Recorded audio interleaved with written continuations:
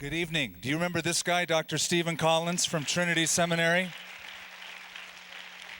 He's been busy over in Jordan doing a dig, an archaeological dig. I don't know if you know this or not, but he's an archaeologist, and he's also the dean of Trinity Seminary Southwest. I've sat under Steve. He's been a teacher, a mentor, and he's a great scholar. He has been over digging a very important biblical, we believe, site in Jordan known as Sodom.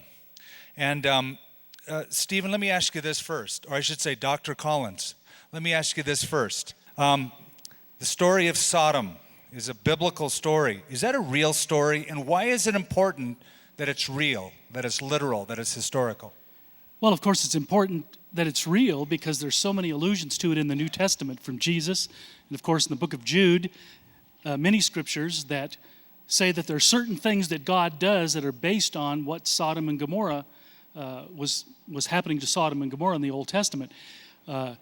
God's judgment upon Sodom was a real thing. If it's not, then all these other judgments in the New Testament just fall apart. Including the words of Jesus, who spoke of it as a literal historical event, correct? Exactly. Okay, so you've been digging, and what is the name of the site called? Tal el-Hammam. Okay, is that an Arabic term? Yes. And what does that mean? It means the ruin of the springs, the hot springs. Because there are springs nearby. Yes. Okay, so this is located in a part of the Jordan Valley, correct? Yes, north of the Dead Sea, just 8 kilometers northeast of the Dead Sea. From what I've read and talked with you about, that's not the traditional site that in times past scholars have seen as Sodom, correct? No, most everybody puts Sodom toward the south into the Dead Sea.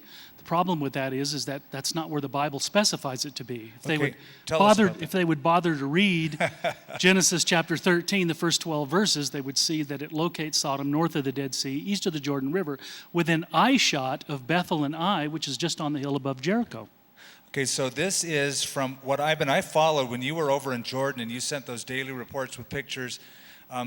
This is a sizable piece of real estate as in comparison to some of the other sites.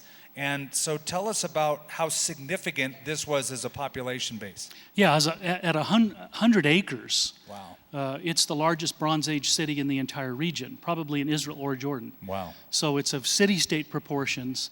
It has numerous towns and villages and hamlets under its control within about 5 kilometers of us. So it's probably one of the major centers of population in the ancient world. So is that one of the reasons you believe that that's the ancient city of Sodom? Are there any other reasons? Well, of course, the Bible gives us a lot of indicators that Sodom was the biggest city north of the Dead Sea, east of the Jordan River. In fact, in Genesis chapter 10, it actually lists it among cities like Babylon and Akkad in the same breath. So it lists big city clusters in Genesis 10. This is a big city cluster. It's the easternmost extremity of the Canaanite clans, according to Genesis chapter 10. And you've been digging there for how many seasons? This was our 4th season. Your 4th season, and you typically go in the late winter? In the winter, December, January, even into February. Okay. Now, one would expect, if this is the biblical Sodom, if it fits the biblical story, that there'd be some kind of evidence of what the Bible says in the destruction of Sodom. We'd find some of that evidence, right? Have you? Yeah, every place we dig, Skip, we get either under the Iron Age on the top of the site. There's some Iron Age ruins.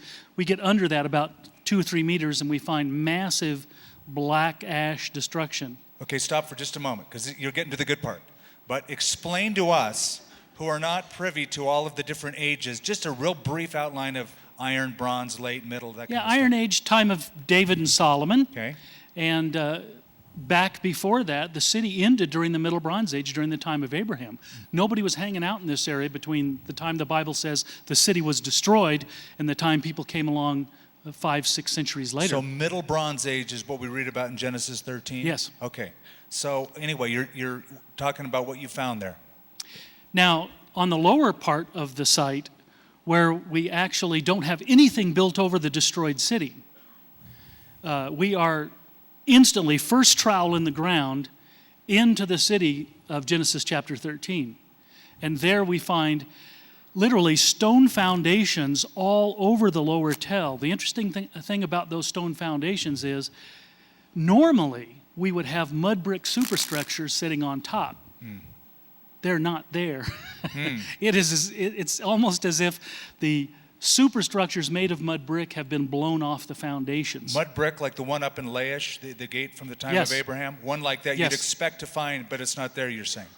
We're not seeing it on the lower tell. No, Okay. it's just not there for some reason. But we do find some pretty interesting stuff. What you got there? This is a piece of desert glass. Yeah, it looks, I can see, I see the greenish, it looks very Yeah, glassy, kind but, of bubbly, and right. you hold it up to the light, you can actually see into it. So that's then made out of silicon. Yes, this is sand exposed to an extremely high heat event, melted.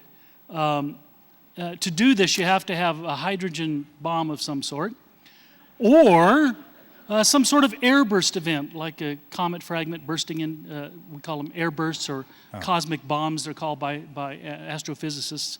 So this only happens one way. This only occurs with some sort of airburst event out of the sky, and I think the Bible had something to say about that. Yes. So you believe this is one of the many fragments like this that you found that demonstrates... We've been finding this all over the eastern Jordan Disk, around, say, 100 square kilometer area. Little bits and pieces of this are all over the place. Wow. So that could very well be a piece of evidence of what the Bible says Sodom and Gomorrah was destroyed. So this is interesting. Wow. What else is that? What do you have there? Oh yeah, this is. Can I hold it? Oh yeah. Is this what you found this season? You break it, you buy it. That's what. I could never afford it. This is in fact one of the nicest pieces of pottery that came from our site. Oops. No, It's also sorry. It's also the finest specimen of its type in any of the museums in Israel or Jordan of Tel El Yehudiah ware. It's just a beautiful, beautiful gray ware juglet from the time of Abraham. No kidding. Actually made in Egypt.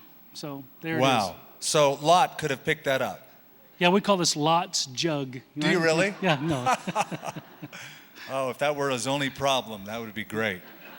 Well, Dr. Collins, I'm interested to find out what academic circles, because this is an academic enterprise that you're involved in. What do other archaeologists, what do other groups say? Have you gotten into those circles yet with this? Well, we really turned a corner this season because half of my staff are from the Jordanian Department of Antiquities.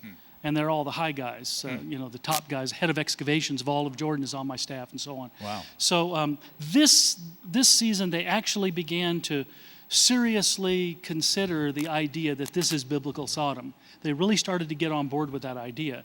And I can say that it was purely because of the evidence.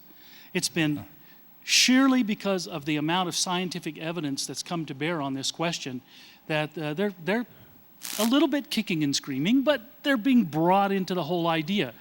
The fact of the matter is that scholars have no way out on this, Skip. They are going to bow down to the evidence at some point. They will have to. Scientific evidence is hard, it's tangible, it's in exactly the right place at the right time with all the right stuff according to the Bible. And what else could it possibly be? There's too much scientific correspondence. That's great. That is great. Great.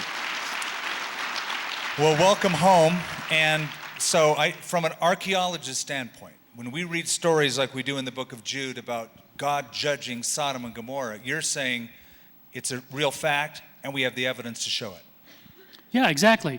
You can't go wrong following the biblical text. If you're going to do archaeology, you would be really, okay, I'll use the word stupid, not to use the book. That's what we wanted to hear. And if you want to keep the egg off your face as an archaeologist, you better give heed to what the book says historically. Dr. Collins, thank you so much for being here. God bless.